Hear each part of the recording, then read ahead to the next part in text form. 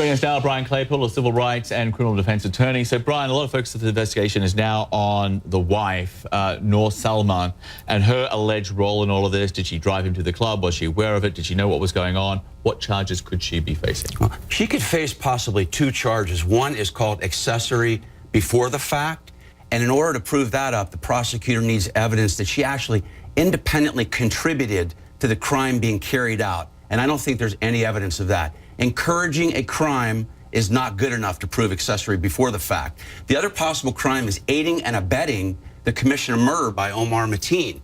Aiding and abetting means that she actually would have had to have done something material to help cause the crime. For example, examples of aiding and abetting would be actually driving him to Pulse nightclub, waiting for him, possibly driving him home if he wasn't shot, or buying ammunition. Well, scouting it out beforehand? Scouting it out is not good enough, John. Not good enough. And in my opinion, I don't think there's going to be an indictment of Mateen's wife. And if there is, I don't think the prosecution is going to be able to prove the case. You know, there's so many loud calls now for changes to the gun control law, stricter gun control. I'm wondering what kind of laws could have prevented Omar Mateen from carrying out this massacre, because if you look at his past, he didn't really have a criminal history, so expanded background checks may not have helped.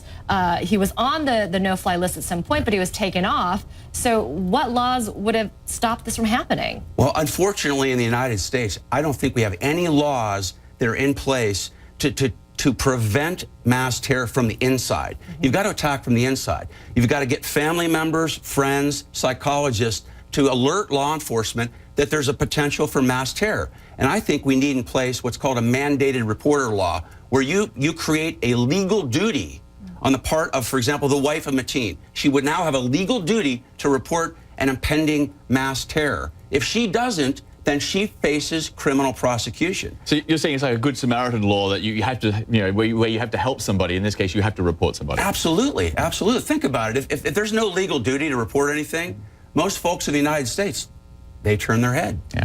Bryan, we'll talk to you next hour. We appreciate you being with us. So there's a lot to talk about with this, so stick around. Yeah, thanks for that. Okay, we'll take a short